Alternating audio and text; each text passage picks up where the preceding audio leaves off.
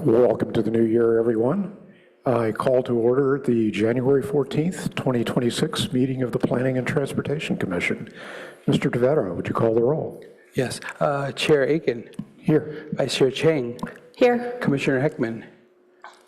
Here. Commissioner James. Here. Commissioner G. Here. Commissioner Peterson. Here. Commissioner Templeton. Here. For the record, we have quorum. All are present. Thank you. Assistant Director Armour, do we have any agenda changes? No changes. Mr. Tavera, do we have any public comment for items that are not on the agenda? Through the chair, I have received no request to speak on Zoom and no public comment cards have been submitted. Thank you. May we have the city official reports? Absolutely. Welcome. Good. Happy New Year to everybody. We will jump right into the usual brief updates from Planning and Development Services. So next slide. Upcoming meetings. As you may have noticed when we last met in December, there were a couple of items we anticipated to be on this agenda. Those shifted, and some of that is happening as well. It looks like the item that we thought might be going January 28th is also delayed. So at this time, we do anticipate canceling the January 28th meeting. In February, we do expect to have a couple of items for your first meeting on February 11th. The retail revitalization ordinance, we hope to bring that back to you, though that is pending a discussion with the retail committee, which I'll mention on the next slide. And then a project at 800 and 808 San Antonio Road. We do hope to have that ready for you, but again, it is actually pending some additional information from the applicant. So with these housing projects, we try and move them forward as quickly as we can, but occasionally that means we have to shift things around when we don't have everything that we need. A few other notes. Recruitment is now open for a number of our boards and commissions, including 2 seats on the Planning and Transportation Commission and 3 on our Historic Resources Board. We do ask that you spread the word to anyone who you think might be interested in participating for either of those. The deadline for those applications is February 18th. And then just a heads up that we may be looking at a joint special, I put joint there twice, sorry. A special joint meeting with Planning and Transportation Commission and the Architectural Review Board to discuss the Cubberley Community Center. They've asked for a date in late February or early March, and so we're looking at some potential dates, and we'll send out a survey to see what availability you all have. And then next slide. So as previously mentioned, staff will be attending the Retail Committee on January 22nd to discuss the Retail Revitalization Ordinance. They have also asked to hear about the El Camino Real Retail Node Map. We hope that once they have done that review, we'll be able to provide that to Council very soon thereafter for consideration and adoption on their consent calendar. Then February 2nd, we have a discussion of the work plans, including Planning and Transportation Commission, but also Architectural Review Board and Historic Resources Board. And we are targeting that meeting for a pre-screening for a potential project adjacent to Town and Country at 44 and 88 Encina Avenue. I also wanted to remind you of a training that you received an email about that is occurring on the 21st of January. This is a virtual training, and it is a training session on Islamophobia, anti-Semitism, and anti-Palestine hate. You are all invited to join. It is remote, and if you are not able to find the email with the registration link, please just let me know. I'm happy to forward it to you again. And with that, it completes my presentation, but we do also have representation from Office of Transportation to update you. Senior Transportation Planner. Arce. Good afternoon, good evening, I should say, PTC, and Happy New Year, happy first meeting. My name is Ozzie Arce, Senior Transportation Planner, here with the OOT updates, Office of Transportation updates for January 14th. Next slide, please. Just starting off with some good news. In mid-December, an OOT staff member, Sylvia Starlack, who's the Transportation Planning Manager for the city, was honored at the Western Wheelers Club meeting for the Liv Kowitz Award for work benefiting the city's cycling community. This includes her work supporting the Bike to Work Day, leading the Safety Action Plan, and supporting the city's Bike and Ped Plan update, as well as the Safe Routes to School program. So congratulations, Sylvia. Next slide, please. On rail grade separation project in mid-December, the council had a meeting where they approved advancing the rail grade separation project to the next phase, 15% design, and they provided decision on the preferred alternatives for each location. Specific to Charleston Road, they provided direction to move forward with an underpass alternative with direct access ramp. On Meadow Drive, they provided direction for staff to move forward with a hybrid alternative, and for Churchill, they decided with a partial underpass without landscaping at Churchill, plus the complementary ped and bike underpass at Seal. Given the cost considerations, just letting you all know, council also requested a study of the implications of implementing only the Charleston underpass, as the current traffic analysis assumes all three get constructed. So the short here is that council advanced the project to the 15% design phase. Next slide, please. Quiet zone updates related to rail. Quick short update on the implementation of the quiet zone, specifically to the Alma Street and the Palo Alto Avenue train crossing. Just a reminder that this is a multi-jurisdictional project to implement these quiet zones led by the city's OOT department, but in collaboration with the city of Menlo Park. The construction of the medians, as you can see in that photo on the right, took place at the end of last year. And with this infrastructure installed, the city is now eligible to apply for a quiet zone implementation, specifically at this location, and OOT staff plans to go to council in late February as part of this eligibility for quiet zone implementation. So moving along at this location. Next slide, please. And just some announcements on a Lunar New Year celebration coming up. Two that I want to call out locally. The city's library is hosting an event with performers, crafts, and friends from the Palo Alto Junior Museum and Zoo on Sunday, January 25th from 2:30 to 4:30 at Mitchell Park. And the second event is on Sunday, February 22nd, where OOT staff will be tabling in partnership with Safe Routes to School parent volunteers to host an informational table. Tabling provides our local Asian community with an opportunity to direct transportation-related questions to staff, access bike and ped safety-related educational resources, and participate in child-friendly activities. In the past, we've also welcomed Chinese-speaking volunteer interpreters to provide assistance when needed, and so we're very grateful to the Palo Alto Asian American Connection and related co-sponsors for providing us with this opportunity to be there. And again, both events are at Mitchell Park Community Center. Last slide, please. And just more on the regional news level, exciting news, maybe you caught wind of it, but public transit riders are now able to pay for their fares tapping credit or debit cards, as well as their mobile, the mobile version of their cards. This includes over 24 Bay Area transit agencies, including Caltrain, BART, VTA, and Samtrans. This is in addition to the classic blue plastic clipper cards that we are familiar with, but very much an advancement that was very needed to be able to accept mobile payments. So just wanted to announce that as a good news as well, and that concludes my presentation for January 14th. Thank you. Thank you, Mr. Arce. All right, I see Commissioner Templeton, and then rapidly following Commissioner Peterson, Vice Chair Chang, and then Commissioner G. You have questions? I just wanted to say thank you for sharing the good news. We haven't gotten much of that as part of the presentation, but it's very much appreciated. And I just appreciate the training that's being offered against all of the things you listed. You said it was a training on. I'm like, well, we're not, just to be clear for other people who might not have the context. Thank you.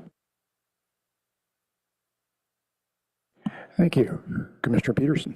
Thank you, Chair. Okay, for the Transportation Director, a quick question. I use public transportation all the time, and I did notice the changeover with the blue cards and being able to use the phone. So one of the things that they discontinued was the Caltrain app. You could pay without tagging in and tagging off, because I always forget, and it was really nice. Is there any way, can you put your ear out and hear if you hear any discussion that they're going to bring the app back so you don't have to actually tap on and tap off, or if that's just the new way it's going? Thank you for the question. I can certainly connect with our folks at Caltrain. I did ride, I think it was yesterday, and I believe someone did show the app on their phone to the attendant. So it may still be an option, but I will look into it. Okay, thank you. I'm glad I asked. If we find out any information, I'll be sure to circle back with the group, with the commission. Thanks. Thank you. Vice Chair Chang. Quick question for Assistant Director Armour about the potentially canceled meeting or likely canceled meeting. When will we know? Is it at the time the agenda would normally be published, or? If we are able to get through today's discussion item and with a recommendation to council, then we will be canceling the meeting on the 28th. Thank you. The only reason it is not yet canceled is if you needed further time for discussion of this item. Okay, thank you very much. Thank you, Vice Chair. Commissioner G. Thank you, Chair. My question is directed to Mr. Arce. I noticed that in the December meeting of the PTC last year that the BPTP update was scheduled for this meeting, and I didn't see it on the calendar that Assistant Director Armour presented. I'll jump in. I believe it was the connectivity, South Sorry, Palo Alto that's my bad. connectivity. Yeah, it was a bike just to related. clarify. Yes, sorry about that. I was like, wow, I'm happy to bring the plan back again, if there's budget. I don't have an answer for you on the connectivity project, but I can circle back on the reason why it was pushed. I will say council did, at their last meeting, provide direction to move forward with El Dorado Avenue, and so that may have cause them to reschedule or re-strategize the approach to the engagement now that they have a pretty definitive decision from council. That's my assumption, but I will definitely circle back with the group. All right, thank you. Yeah. Seeing no other lights, I have a couple of items. For Ms. Armour, the Islamophobia training, is that intended as a follow-on to the previous training, or is it essentially the same purpose? My understanding is the anti-Islamophobia training is intended to be in addition to what was provided previously. I don't believe it is, I believe it is with a different group who's providing the training. I'd have to confirm though. But that was my understanding. It was an addition. It was not a makeup training. Yeah, we did have several sessions last time around, and I thought it was well worthwhile, but I haven't signed up for the latest edition because I wasn't sure it would be new material. So perhaps that would be good to know. Couple of questions for Mr. Arce. I'm a little confused about SEAL. I thought I'd heard some discussion that perhaps the SEAL underpass would not happen. Am I just out of date there?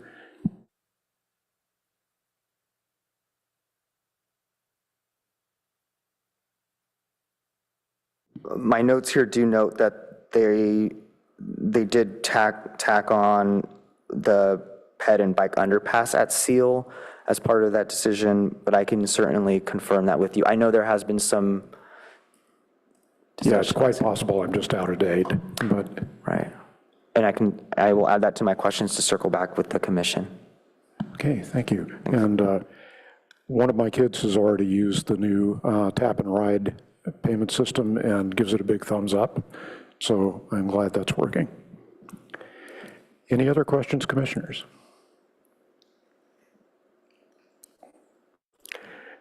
All right. I guess that concludes city reports. We'll move on to agenda item number 2.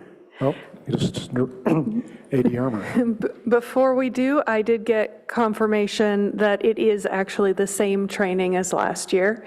It just has been retitled, which is why I thought it was something new. So thank you for asking that question. Great, thank you.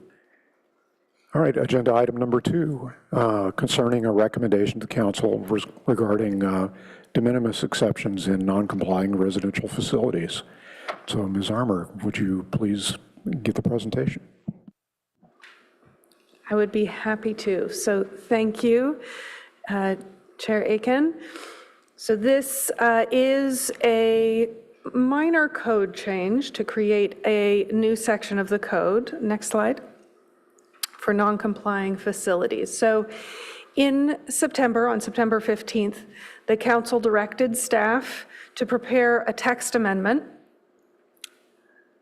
This is the actual wording of their motion, specifically for the Director of Planning and Development Services to consider or approve de minimis exceptions from non-complying facilities regulations, smaller minor adjustments that are not impactful to adjacent properties or public realm for residential properties.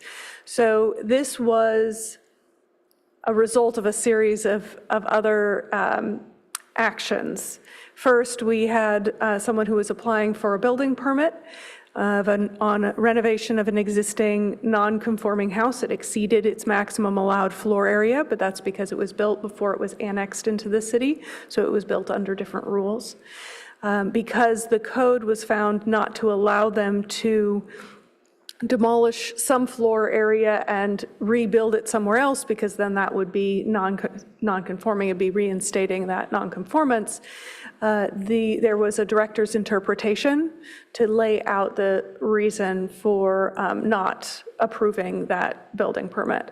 The applicant for that building permit appealed the director's interpretation, which is the process, and it then went to council. They decided to pull it from consent for consideration.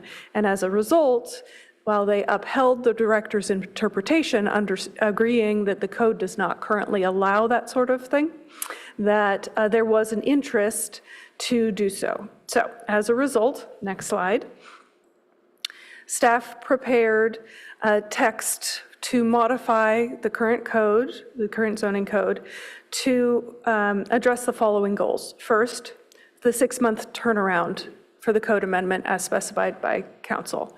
Aligning the revisions to the meaning of de minimis, so keeping it as trivial or minor, so keeping it well defined for that. Avoid additional process, delays, or appeals for this sort of application.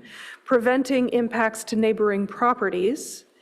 Aligning with other floor area thresholds in existing code, which is something we do try to do when we are creating something new, so that there is consistency and a basis if that is a threshold that's been used elsewhere, rather than creating something new without specific justification.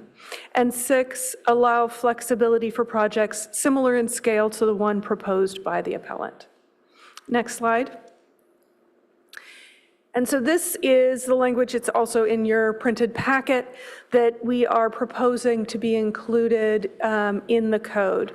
It lays out that this exception would be allowed for up to 250 square feet of floor area that is non-complying, that's intended to be if it exceeds the floor area, maximum allowed floor area, that up to 250 square feet could be relocated.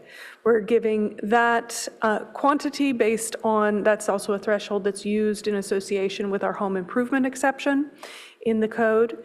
And it is large enough to accommodate the project that kind of started all of this, and therefore aligns with the direction from council to allow similar projects.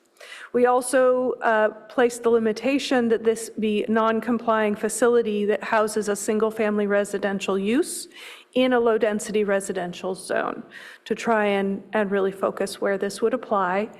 And then stating that if the project is moving floor area above the ground floor, that it needs to comply with the processes that are laid out elsewhere in the code.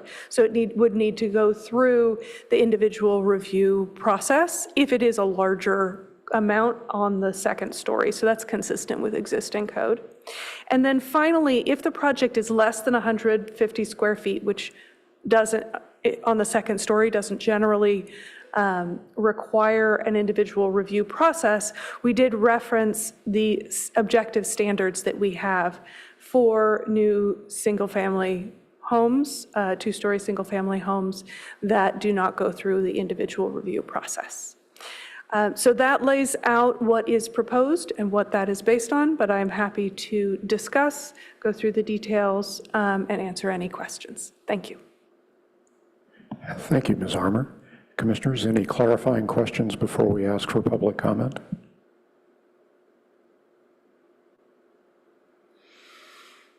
I see. Oh, Commissioner Peterson. Thank you. So, Ms. Samar, the one question is, so I looked into the ADUs for Palo Alto, and you can have an ADU as small as 150 square feet. Does this allow ADUs in yards, or does that fall under the impact on adjacent properties? This would not apply to ADUs. ADUs have their own regulations.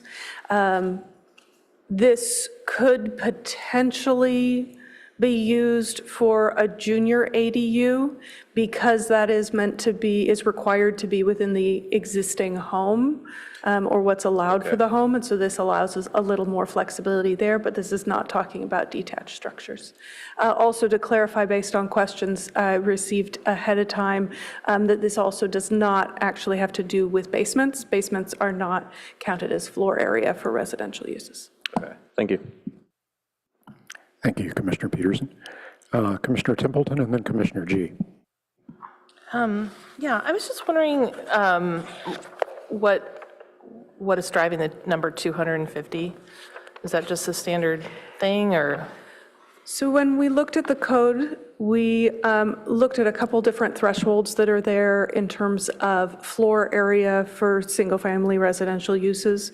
There are some areas where we use a threshold of 150, for example, addition to the second floor. And there is the home improvement exception that does rely on a 250 square foot threshold for additional allowed square footage. And so those were the options we looked at when trying to determine a threshold to recommend. The reason that we are recommending the 250 is based on the size of the project that the council felt was appropriate. It was more than 150 square feet.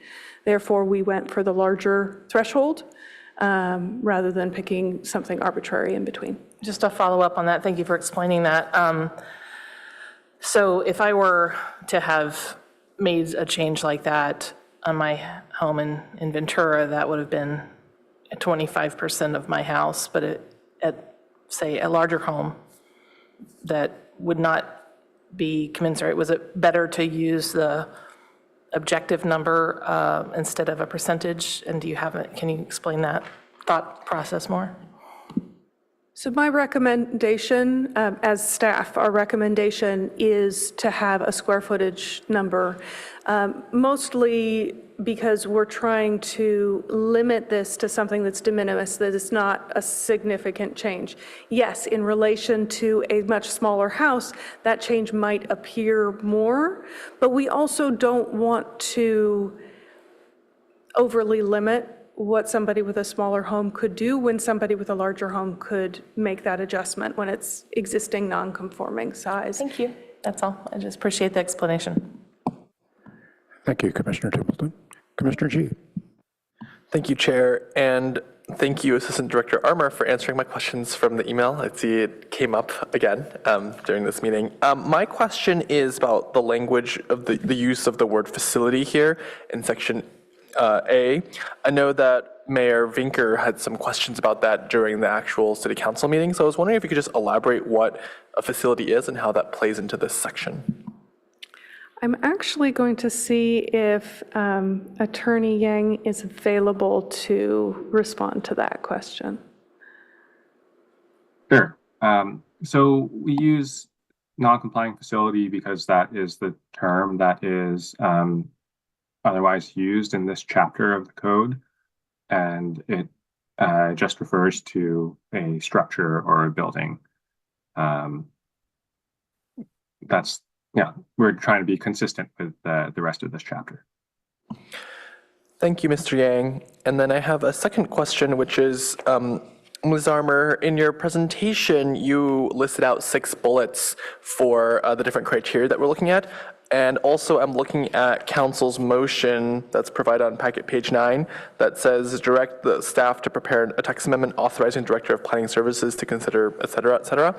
But my understanding of the way this code works, and correct me if I'm wrong, and also I guess this is a question for Mr. Yang, is that this just allows, like, there's no director approval needed because I didn't see a reference to director approval in this section. I just wanted to confirm that I was reading that correctly. Yeah, thank you for that question. So anything that is approved through a building permit or planning permit is done so through the authorization of the director. So it includes all of those elements. So just to confirm my understanding, by adding this to the code, the director can then cite this section in the approval process. Correct. And so the approval of a building permit could move forward based on this section of the code. All right, thank you. Those were my questions. Any other clarifying questions, commissioners? Seeing none, Mr. Tavera, do we have any requests for public comment? Through the chair, I have not received any public comment cards, and I would invite, if there's any members of the public on Zoom that would like to speak to this item, to raise their hands.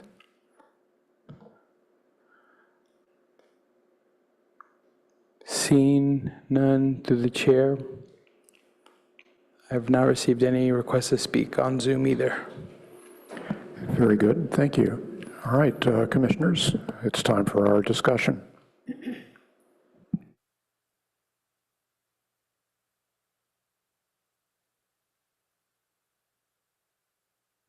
Vice Chair Chang. So I'll just jump in to start this off. I was really pleased with the way staff put this together using enabling us to reference existing processes in the code, and it seems to me to be done in a way that's pretty clear cut for anybody trying to do such a project, and furthermore doesn't create a whole bunch of work for staff, as well as ambiguity, because when I had first heard that this was coming to the PTC, I was concerned that we would have to do findings and all of that kind of business. And I think this is much more clear cut, and I think that staff I really like the approach. So. Thank you, Vice Chair. I have Commissioner Heckman, then Commissioner G. So I think this is a kind of a common sense modification of our ordinance scheme. This last applicant that went through the appeal really exposed not a deficiency, but a gap, something that legitimately prohibited what really should be harmless. or de minimis, as we're using in this ordinance. So I'm happy to see this come up. I do think that 250 square feet is an appropriate size for de minimis. Again, we're only talking about non-compliant structures, but if we're talking about a house on a small parcel that's 1,000 feet, 250 square feet of that is 25%. If we're talking about a 10,000 square foot house, and we have, I think, some of those in Palo Alto, that's 2,500 square feet of moving, and that's not de minimis. So I also appreciate staff's decision to focus on a one-size-fits-all for this limited exception. I did think that there are some refinements to this language, which I provided staff in advance to run them by them. I will say that the bugaboo of ordinance language is found in lacks of clarity. So the last thing you want is some citizen to read this language, think, oh, what I want to do fits that. They go hire an architect and spend $10,000 to have them draw something up. Then they come to the city and pay whatever the application fees are for that modification, only to be told by the city, yeah, that's not what it means. I understand how you could think it might mean that, but really it means this. And so we want to avoid that. And so, I always strive when we're looking at ordinances to find ways to, protect future citizens and staff from a debate about what something means by clarifying where I think that we can. And so I have provided some language for that. But let me, since there are other commissioners who haven't yet weighed in, let's hear from them, and then when it's appropriate, I can come back and display that language. Thanks. Thank you, Commissioner Heckman. Commissioner G, then Commissioner James. Since I already asked some questions, I'll let some other commissioners go first. Commissioner James, then Commissioner Peterson. Yeah, I don't have anything novel to add here. I will just say that, I generally support the streamlining, the initial situation, I think, revealed where there could be some improvements. I think the reasoning, I like the way the staff threaded through that and found that, I agree that any ordinance that, or regulation that sort of governs or guides the public, I always want it to be in third grade, readability, because I think it just needs to be super simple. So, I also appreciate that. So I'm just, generally happy with the simplification, how that was sort of achieved. And this seems like, common sense. I even sort of measured out my garage, so I had a clear understanding of what 250 square feet was. So it all makes sense to me. Thanks. Thank you, Commissioner. Commissioner Peterson. So I just wanted to comment first on Commissioner Heckman's comment on misinterpretation. Everybody looks at something from their own standpoint that they bring with them when they're reading something. And when you're reading something by yourself, you're not guided in that reading by anybody. You're coming up with your own solutions. Words can have different meanings, different traditions. So I did appreciate that mention that you made, that making sure that that exact scenario laid out very clearly. Probably happens a lot, which is where suddenly people hire a lawyer and come in there with their own opinion. So the other thing I want to comment on is just having been on staff myself and having the job of following ordinances that have been given to you, by an elected body, and you don't have a lot of discretion in how you apply it. I was in charge of the check boxes that everybody saw on every business in the county during COVID. And that was interesting. I didn't decide to put check boxes or how many feet somebody could stand behind somebody else or whether there was a plexiglass shield, but I had a spreadsheet and I was checking them all 60,000. And so the point is that I'm often not a fan of making an ordinance more complicated, making it less complicated. And I just want to put the idea out there that I'm not opposed to this, and I think it's absolutely necessary, but also the discretion of staff, that if staff could have, just simply had the discretion to say, okay, yeah, this looks fine, we'll pass it through, rather than having to adhere to their interpretation of that, how much flexibility is there in staff, because now we have added a new little piece, a subsection, and then invariably there's going to be another subsection, and then another subsection at some point, as there's more and more, and it makes the rule less interpretable because it's more convoluted at some point with all these exceptions to it. So I just think somebody had to speak to that idea that we're evolving into more complex law, which I guess just happens anyways. Thank you. Thank you, Commissioner. And I'd like to bounce that back to AD Armour, because the issue was raised that we did have a different interpretation previously. That is correct. So the question is, what was the reasoning that got us to this point? I'd be happy to provide a little bit more of the background. So the allowance for existing non-conforming structures that exceeded the floor area for renovations to relocate that extra floor area from one part of the building to another is something that staff used to allow. And then we had a project that came through, I think it was maybe 10 years ago, that went through the process. It, I believe, was a commercial project, so a little bit different, but staff got told quite firmly by council that no, you shouldn't be allowing that floor area to be moved around. And so so that shifted how we were implementing this section of the code.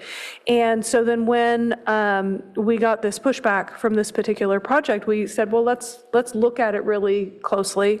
Let's make sure that we are really tying to the legal definition of this section of the code.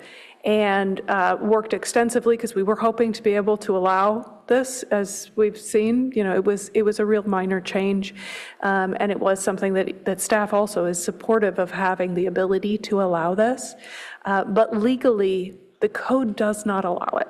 And that is why we put together an interpretation, so that it was in writing, it was clear, it was consistent, and there was an explanation for why. And then having the opportunity to go to council, and council agreed that the current code does not provide the staff the flexibility to allow this sort of thing, but they felt it is reasonable. And so that's why they asked us to come back quickly with this additional code. Thank you, I appreciate that. Thank you, Ms. Armour. Vice Chair Chang, then Commissioner Templeton, then I'll get a few comments in. Can I just ask Assistant Director Armour for kind of the magnitude of the changes that were formally permitted by the director with, at staff discretion? Was it specifically for residential? What was the magnitude? I don't know the details, because I'd be going pretty far back in my memory from the last time I was here as a planner with the city of Palo Alto. But what I can say was that it was a general philosophy that it's an existing non-conforming situation. As long as you're not making it worse, we can let you adjust things, especially if you're making it better. In this case, we did not recommend something as broad as that, because we really wanted to keep within this definition of de minimis. And so we used as I said before, the project that was in front of them as a guide, and the existing code references that we've mentioned. Yeah. To try and contain. I appreciate staff's desire to get something done quickly, because there's an applicant that spurred this change, and these people want to age in place. And so, I don't think we want to, I can see ways that this could be improved. And part of me questions, if it's an existing nonconformance, and as long as it's making it better. As currently written, the ordinance has the right guardrails in place that should prevent any, if we were to increase the square footage beyond the 250 feet, it seems like the ordinance is written such that the individual review process and all the other, and the objective standards are the guardrails that would keep this, that you really shouldn't impact a neighbor. And so part of me says, oh, while we're fiddling around with this, why don't we just make it all the way better? All that said, I wouldn't want to slow this down in any way because we've got a project that's there. But one thought is that if tonight there were agreement on the PTC about an alternative, staff might be able to fairly easily write an alternative A that is the very much the de minimis option, as well as an option B that might be a little bit more expansive, that allows people to do things with their house that won't affect their neighbors. So it's just a thought I had, but yeah. All right, I'll leave it at that. Thanks. Thank you, Vice Chair. Commissioner Templeton. Thank you. I really appreciate staff going through some of the rationale with us early on with my questions. Very satisfied with the answers I received, and I appreciate that. I'm familiar with this project as well, and I'm very sympathetic, and I don't see any reason to object to this very rational, practical approach. I hear the comments of Vice Chair Chang, and I am sympathetic with it, but I'm not sure how far we can go because we haven't noticed that kind of discussion. So, if that is something that we want to include in the motion, maybe it would be to come back with a noticed discussion so people can participate in that. Because that's important part of the public process. So I'm sympathetic with it, but I think, your first point of let's just get this done is the most important. So I'm supportive as well. Thank you. Thank you, Commissioner. I'll just jump in with a couple of things in ending this first round, and then we'll move on to Commissioner G. I will echo the Vice Chair's comments that I really like the approach of delegating the details to individual review and to the objective standards. That gives me good confidence that we won't be creating impacts on the neighbors and that we won't have to create additional process in order to guarantee that.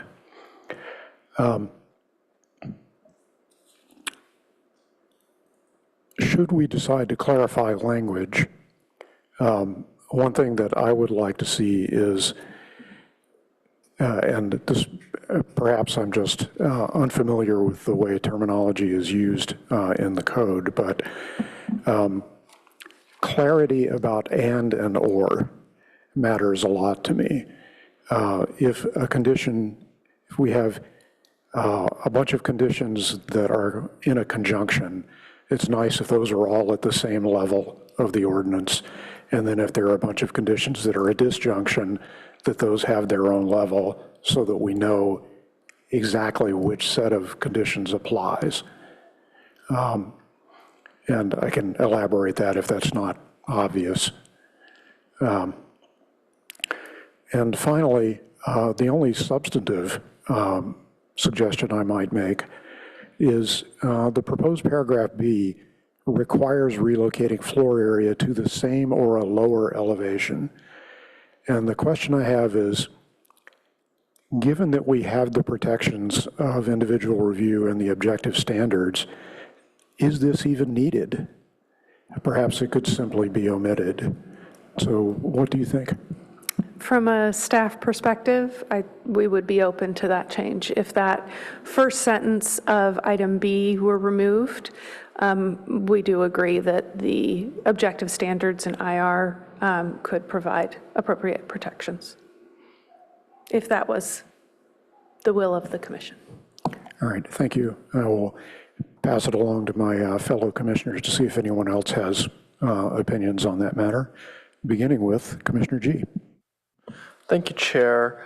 I just had a quick question for staff. So in the City Council meeting referenced September 15, one of the reasons why the director decided to say no on the project based on the current code is that it may open up a series, like a Pandora's box of potential other projects that might get approved. I was wondering if staff had any commentary about the language as is, if there are, what the most egregious cases would be in this regard relative to what it was before, or just kind of as a standalone question. Thank you for that question, and I'll give an initial answer, and then I'll see whether Attorney Yang has anything to add. On the basic level, that's why we kept the proposed language so narrow that it is focused just for residential uses in facilities on low-density residentially zoned parcels, so that we aren't then applying this to commercial properties or other types of properties where that wasn't the target. And so then I don't know, Albert, whether you've got anything to add to that. I don't. That's all. Thanks. Okay, then I will just echo my fellow commissioners and say thank you, staff, for the answers to all the questions. I felt like it was very straightforward, and also the speed at which the ordinance was provided. I think it's very timely. We, as previously mentioned, have an applicant that is looking into making changes to their house, and so I really applaud the speed and the simplicity for this ordinance. Thank you. Thank you, Commissioner G. Commissioner Ackman. So I want to get to my language in a minute, but first, just listening to the other commissioners, just want to spend a minute on the sort of the legal philosophy of legal nonconforming uses. So the concept is legal nonconforming, in this case, legal nonconforming facility. So the concept is legal nonconforming facility is one that was legal when it was built, and then the rules changed, and that made it not legal anymore. And the general philosophy of the law is if you want to leave it there, it's fine, but if you want to start changing things, then join the crowd, follow the new rules. And in most circumstances, that makes sense. And it actually, in some, I've had situations where it gives people a choice. You know, do I, like, if my house was, you know, built in the county 6 feet from the property line, then it got annexed and the setback is 10 feet. So I got 4 feet of encroachment. I want to do a remodel that might require me to remove that 4 feet from the setback and join the crowd, follow the rules. But that's a choice I get to make if I want to remodel sort of past a certain point. So, and I, you know, the idea is the rules have changed because what has been deemed less desirable, whether it's setback or height. And so as a general matter, I think the idea of ending nonconformity over time is a good thing. And this, what we're looking at tonight actually swims against that because it allows nonconformity to stay. But as I said in my first remarks, it's kind of a common sense thing here. It's a small thing. You know, it's designed so it's not going to adversely impact neighbors through the application of the regulations. And so I think it's the right move. So I did have some language, and I think Ms. Armour may have prepared a slide that shows that. And so if she'll pull that up, I'll just walk through the commission, these few changes, and then, you know, get reaction or not. So, and what I've done is anything I've suggested be added is underline, words that I think should be taken out, crossed out. So in the preamble, I added this, provided that the non-compliance is not increased. Maybe you might think it's implied, but again, my thought here is for clarity, we don't want to imply it, we want to state it So that might just stop people right up front from proposing 350 feet get moved, right? Which it would increase the noncompliance.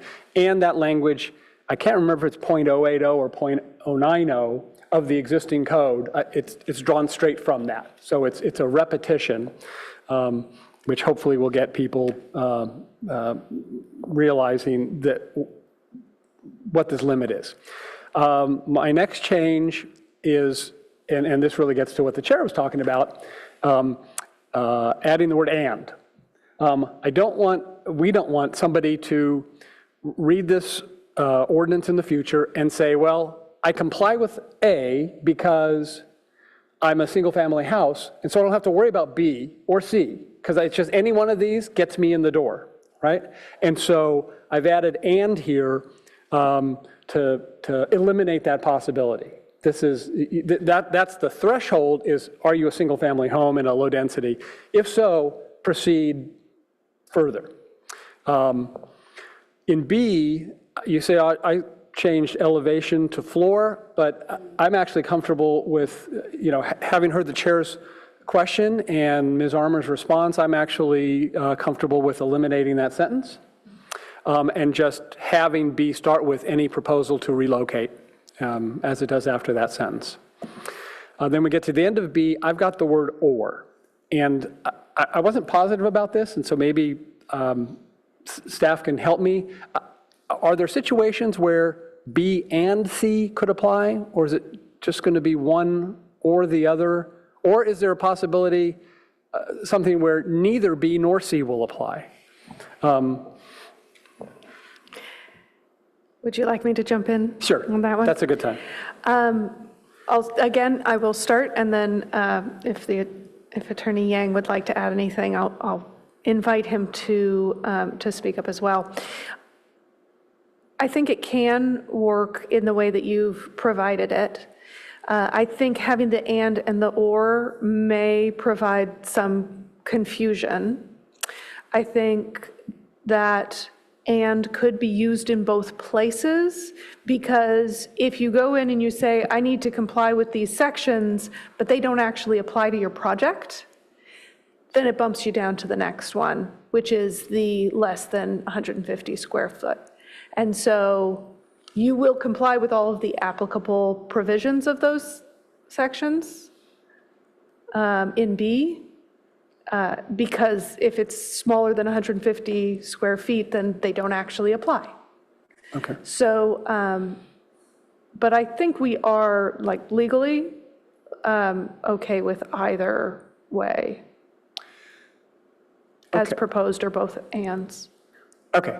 So as always, I like to, when we're talking about ordinance, I always like to let staff cogitate on it and make a decision of whether "and" or should best be there in B, and that, I hope our motion will give them that flexibility. And then the final two changes I had were C. So this whole new ordinance is talking about relocation. Here in C, we've used the word modification. If that is supposed to mean something different than relocation, then we should really spell it out. I suspected that it didn't. It wasn't intended to mean something different. And so let's use the same word so that people don't say, oh, well, this says modification, which is different from the relocation. So those are my two changes there. So those are that was my effort to bring some clarity to this so that we have fewer disappointments and disputes. Thanks. Thank you. I have a question for you before we move on to Commissioner Templeton and Vice Chair Chang. So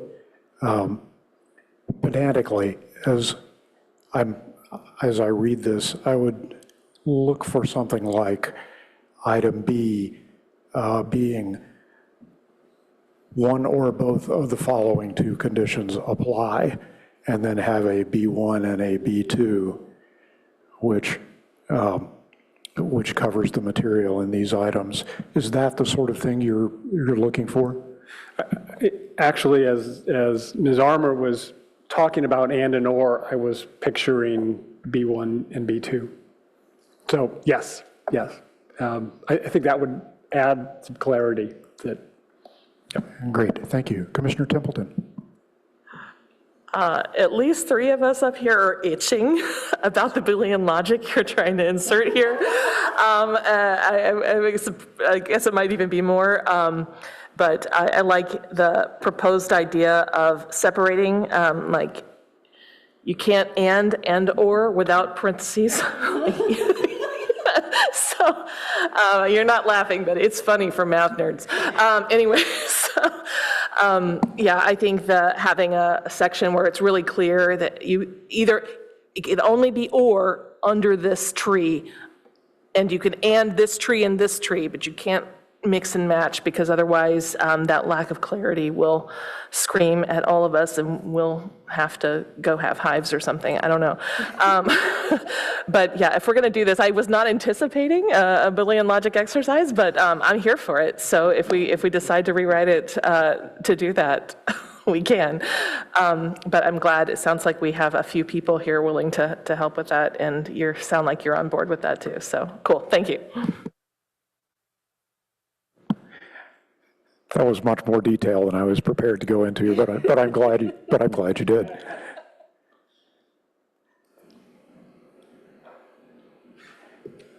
All right, Vice Chair Chang.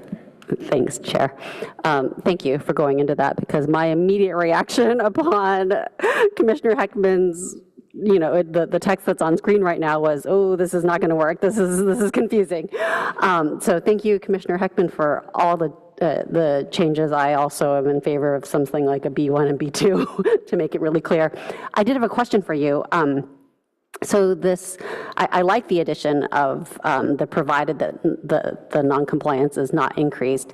And specifically in the example that we've been talking about most recently with stream protection, where this would enable somebody to choose, you can leave the non-complying floor area that is in, say, a stream setback, but you can't go further into the stream setback by relocating the 250 square feet. So I just wanted to ask you, when you say provided the non-compliance is not increased, is that going to be something that we think is clearly understandable to everybody, given the appellant's there's the back and forth between the city and the appellant regarding the type of non-compliance. And so if it's non-conforming in terms of being too much GFA, and as long as it doesn't increase the GFA, that's fine. But there could also be, to your point, non-compliance into a setback or into height or something. So I would love to hear from you about your thoughts there. Chair, may I? I think it's appropriate to respond. Okay. So again, I took this language from either .080 or .90, and I think my read of its intent in those sections is there are different kinds of non-compliance, and we don't want to increase any of them. And so in one circumstance, it might be a GFA is already exceeded. In another, it's a setback is invaded. There are probably houses with both of those things. And I think that this language would preclude any of them from getting worse, right? So, the GFA is kind of simple, because I've got 2,000 feet where I'm only supposed to have 18. I'm going to move 200 feet some other place, right? The setback's a little more complicated because that's locational. And so and there are some jurisdictions actually that have ordinances that say, like, if your house is already invading the setback, you can, and maybe Ms. Armour has seen this, I don't remember if they have in Saratoga, but you can actually extend, you can invade, you can follow that line and extend the nonconformity a little bit, right? There's some de minimis kind of thing, because sometimes you want to add like 5 feet to your dining room, you don't have to like tear the whole thing out.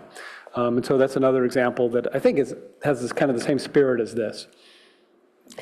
The city does have language along those lines that allows an extension of an existing non-conforming encroachment up to a certain extent, so that you don't have weird, jogging in of a wall kind of thing if you're adding on to the back of your house. So I guess that begs the question of whether this language, provided that the noncompliance is not increased, would conflict with that existing ordinance, which could be argued allows an increase in the noncompliance by adding square footage in the setback. My non-legal understanding is that that would not be creating or increasing the nonconformance, because the code does allow that sort of extension. Okay. I like that answer. It sounds right to me. And again, it's something that I think we're going to get through this tonight and not have to come back on the 28th. And so that's something that staff can just think about on the way to council. Thank you. Commissioner G. So actually, thanks Commissioner Templeton and Vice Chair Chang for asking and saying almost all of the comments that I already had. So great minds think alike. I second the B1, B2. The logic really got to me a little bit, also staring at the screen. So that makes 3 of us. So I would second their thoughts on that. And then I just want to kind of crisp up and follow up on Vice Chair Chang's comment. So what would happen, I guess maybe either Commissioner Heckman or Mr. Yang, about this kind of coinciding non-compliance with the setback versus the floor area, like with the statement that Commissioner Heckman has added here? Yeah, so I guess it really depends on what direction the commission would like to go in terms of the flexibility that we're providing. So I think staff's initial intention with this ordinance was just to accommodate situations where the floor area was the non-complying feature, where you had too much floor area. But I think what Commissioner Heckman has pointed out is it's actually it's written in a way that could be interpreted more broadly. So if you had a home that was complying for floor area, but part of it was in the setback, you could say, oh, that portion of my home, maybe I have 400 square feet that's in the setback. That's non-complying floor area because it's in the setback. And you could, if you wanted, you could, have this ordinance allow that portion of the home to be relocated. If that's the intent, I think, we have other language that would clarify that it could apply that, in those situations as well. And if you're taking square footage that is non-conforming because it's within a required setback area and you're moving it elsewhere, it would not be allowed to encroach into another setback, right? And so then it becomes complying floor area unless it is also exceeding the maximum floor area. So I would not foresee that as being a concern. Well, I guess I think this language raises a question about that. So if you had, for example, 400 square feet that was encroaching 10 feet into a setback, this language would clearly allow it to be moved in a way that reduced the encroachment into the setback. I think it could be interpreted to allow it to be moved into a different setback as long as it was not encroaching as much.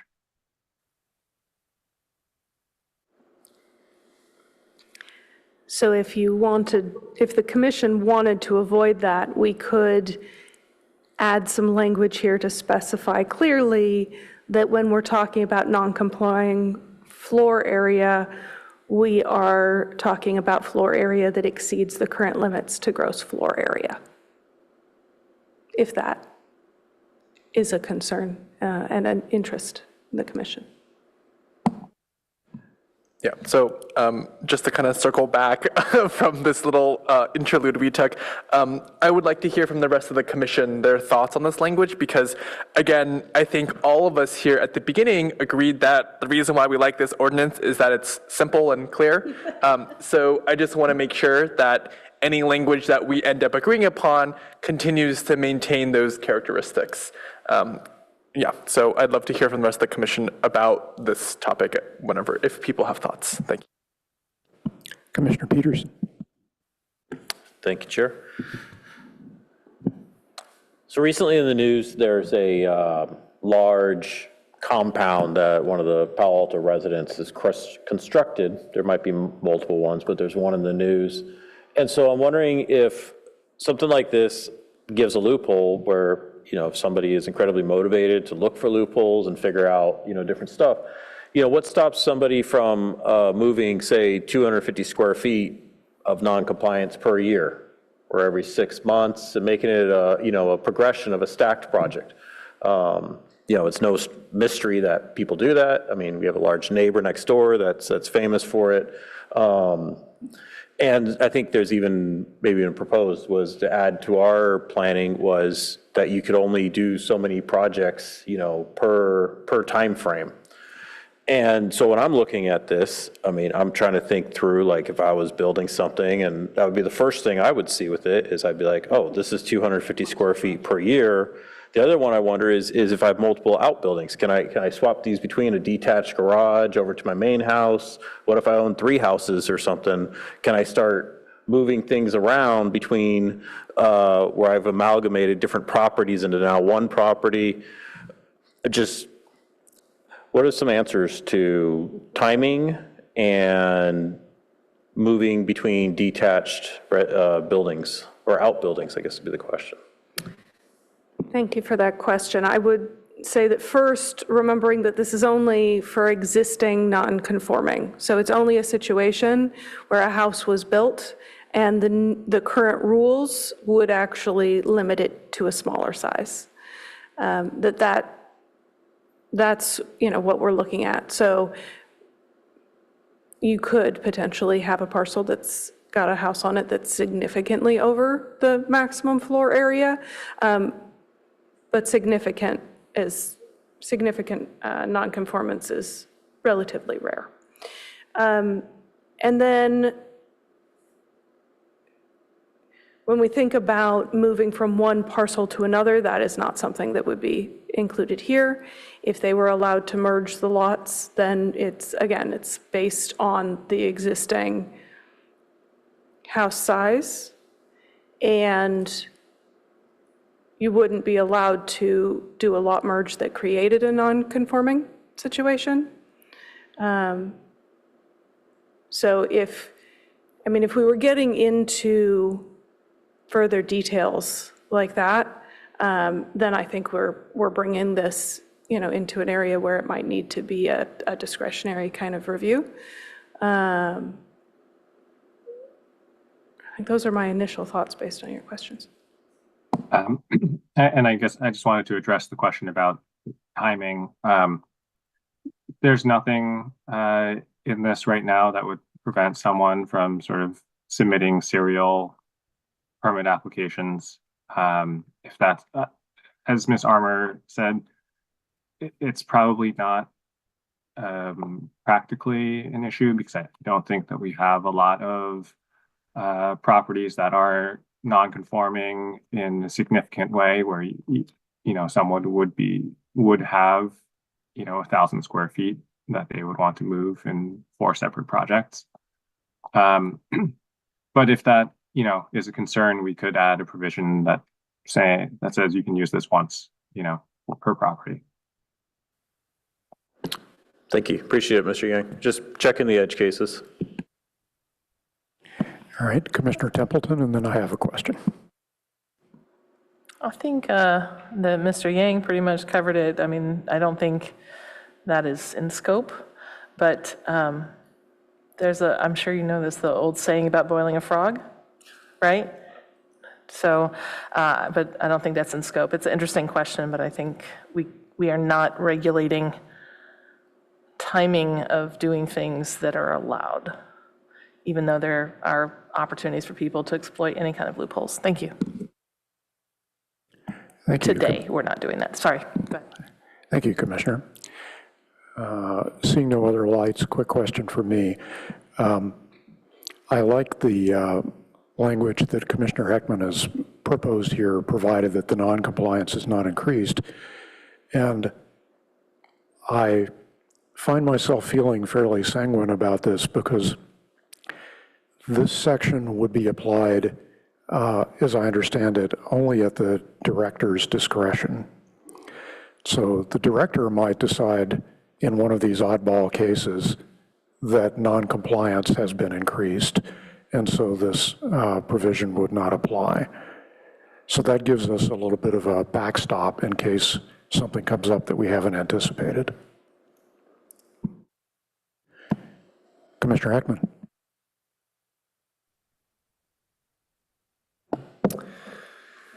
So again, just to reiterate, I stand with the 4 or 5 of you and possibly Mr. James on the B1, B2 concept. Again, I was trying to get at that with and/or and struggling with it because coming in here tonight, I didn't fully understand whether what's in B and what's in C could overlap or not. So with that clarification, so anyway, I like that. And when I was first looking at this, one of the questions I wrote is, does this only apply to where gross floor area is exceeded? And should that be the focus of it? But as I thought through it, I saw that language, well, it doesn't really say that, it doesn't have that limitation built in, and so that made me start to think about side yard setbacks, which is really where in my work, that's where I have seen the most legal non-conforming facility improvements. And I should mention that this whole notion applies to a very small minority of houses in Palo Alto. Because the ordinances in Palo Alto really haven't tightened up over the last 50 years in ways that, well, we used to allow 45 feet, now we only allow 35. It really isn't that way here. So I know there are examples, particularly where the city's annexed land. That's where I have historically seen it in multiple jurisdictions. But so this is not going to be a floodgate ordinance, no matter what we do with it, because there just aren't that many. We can, if it's the will of the commission, we can limit it to the one non-compliance of exceedance of GFA. We can do that in the first sentence before this, provided that the non-compliance is not increased. So if that's again, I like the idea of having more flexibility for more kinds of non-compliance. So I'm not recommending it, but I'm supportive if other commissioners feel strongly that, we really need to clamp this down to just that small topic. I'm kind of ready to make a motion if when people are ready for it. Thank you. We have a question from Mr. Yang. Yeah, so I just wanted to clarify, Chair, you made the comment that this section would be applied, in the discretion of the director. And that's actually not our intention. We tried to create this in a way where there was not, the need for discretion on the part of staff, because that would imply that there would be the need for an appeal process as well. And so, we are trying to make this, something that is ministerial, something that you could come to get a building permit, and the staff there would be able to tell you whether or not it applied. Okay, thanks for that clarification. I used the word discretion perhaps when I should not have, but that's a useful clarification. Let's see, I have Commissioner G. Yeah, I had a question possibly for Mr. Yang about the wording on section B about the usage of elevation versus floor here. So the premise for my question is that when I went to Stanford, Green Library has 3 different flooring systems, right, across the same building. So I was wondering if there are there's like a legal definition for floor and whether or not, like how that applies here. Yeah, there's not a clear definition of floor. I think we use the word elevation. You could use height, but again, as Assistant Director Armour said, we could also just get rid of this first sentence, and that would be all right as well. Okay, so with that statement, I am supportive of getting rid of the first sentence, just so that we just ignore all of the basically the last 30 seconds of our lives that I just wasted.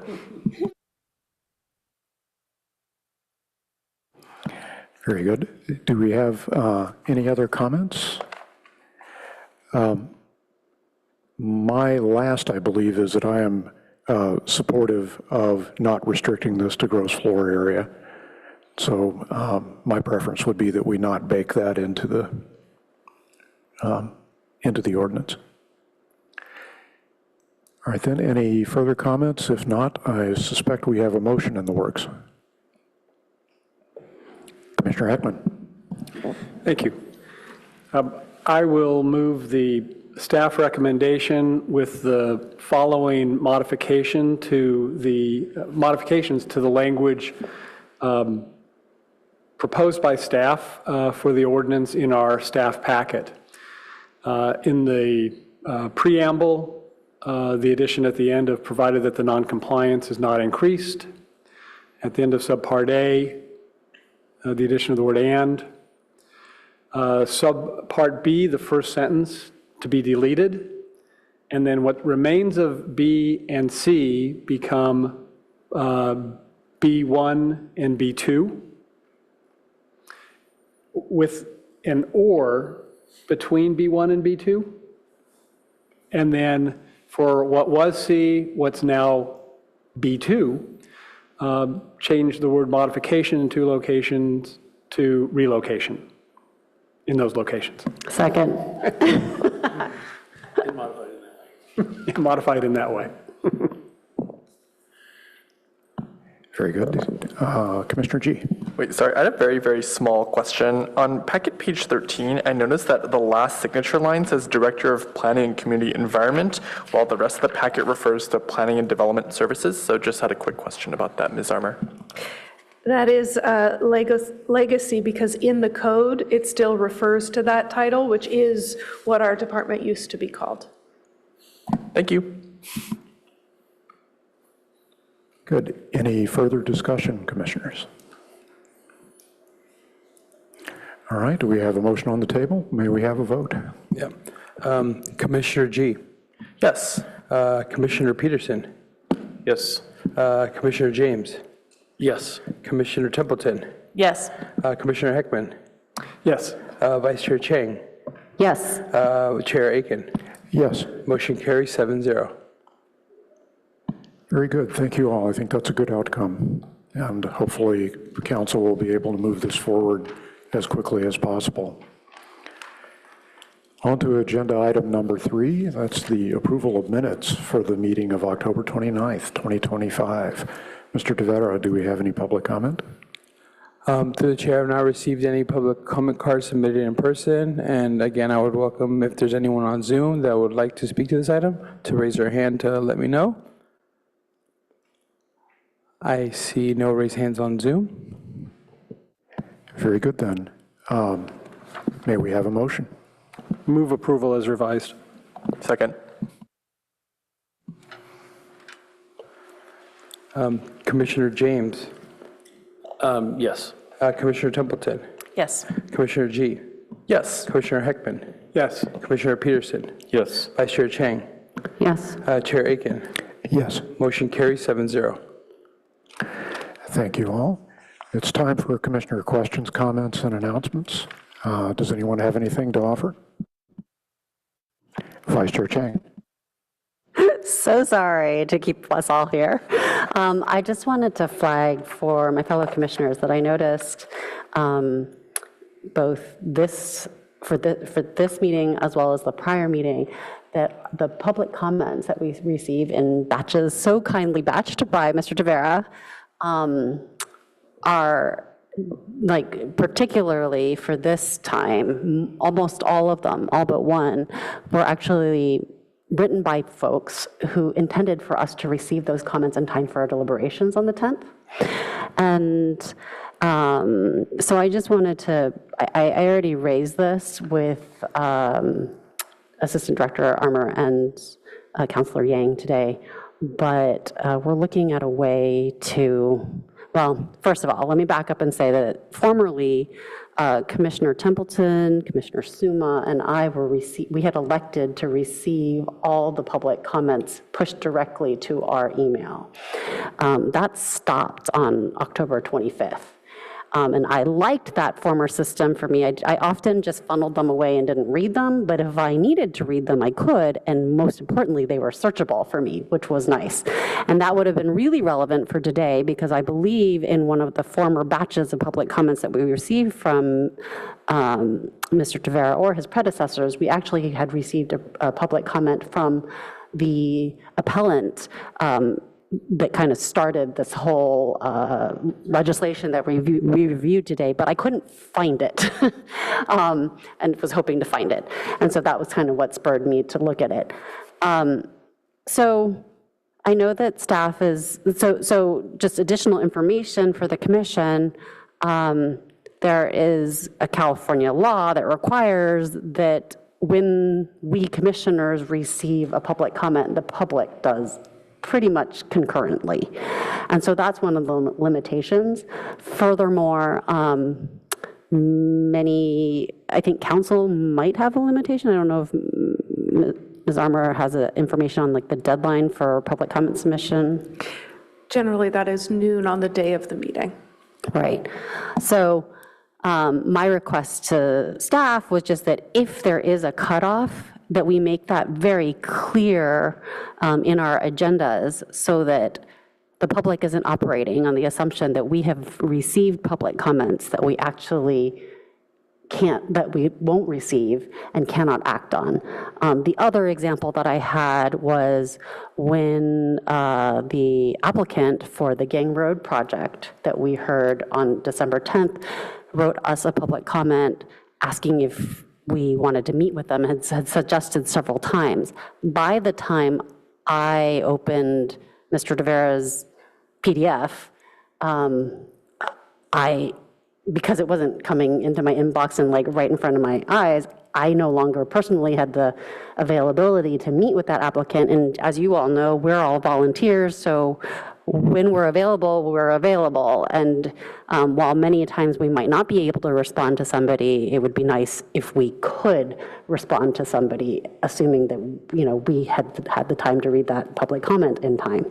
And then finally, I had wanted to follow up with that applicant to say, hey, I'm sorry, I didn't read this until now, which is why I haven't responded. But because it was received in PDF form, I didn't have his email address and couldn't respond to him. And so for all those reasons, I've raised these issues. I want us to be able to be responsive to the public. And so I just wanted to, kind of share all that thinking with my fellow commissioners. Thanks. Thank you, Vice Chair. That triggered a lot of other comments here. Commissioner Templeton, then Commissioner G, then Commissioner Peterson. Yes, I'm going to make a comment. The primary purpose of my comment is perhaps we should discuss this with staff if we're not allowed to discuss it tonight. But whatever reasons were provided to the vice chair are absolutely not credible. There is no reason that you can't provide us those emails and the public at the same time. Literally, the world operates on this kind of technology. Like, this is unacceptable. So if that is the reason it's not happening, then we need to have a serious talk with whatever department staff is liaising with that is blocking us from getting this information in a timely manner. So I would offer myself up for participating in a ad hoc, or if we agendize this for a future meeting. I would love to be able to get to the bottom of this, but technology, like being able to share an email with a few individuals and the public, is not a mystery. It is not difficult. It is unacceptable to be blocked from that. Thank you. Thank you, Commissioner. Commissioner G. I echo my fellow commissioners' comments, but I had a question, which is, what can I even say, given that's not an agendized item? I'm not super familiar with that, so I was wondering if staff could comment on how we can comment on this. I would welcome your thoughts, input, and requests via email if you would like, as we do try to establish some clear procedures and information for the public on when and how they can provide public comment. I'm also, based on this discussion, considering whether there could be a discussion of whether, for example, an offer from an applicant to meet with commissioners is actually public comment, or whether it's just correspondence. You know, I'll need to look into the legal components of that. So what I would say is, you know, thank you for this input, thank you for these comments, and I would welcome any additional thoughts that the commissioners have via email as I look into it further. And I guess I'll just add that the general guideline is that you can make brief comments, you know, maybe in the range of a minute or 90 seconds on items that aren't on the agenda. That's fine. Thank you. Then I will take my minute to 90 seconds to say that I concur, and if I suspect that the law probably did not change on October 25th of last year, but if staff needs help providing some kind of email support, as someone who's previously done technology consulting for other agencies, I'd be happy to work with staff on a way to make the information provided to the commission and the public at the same time. That's all. Commissioner Peterson. I just wanted to say the public apparently has been more than happy to email my email that was posted on the website. I get a lot of emails, invitations to go out and meet. I don't even know how many coffees I've had with people. It's been continuous. So I hadn't even considered the public comment in there, because it seems like I get the public comment, it comes to me, and but then I heard your comment as well, Mr. Moore, about the, are those emails that come directly to us, are those public comment? I don't, it's no, okay, I didn't want to say that then. Okay, I'll leave. You didn't do anything wrong. There you go. So I just wanted to say the public apparently has been very free to be contacting me, and I appreciate it. I really enjoy all the time I spend with the public. Thank you, Commissioner, and I'll second that. If you do have a personal email address published, people do take advantage of it. All right, any further questions, comments, or announcements? If not, then we are adjourned.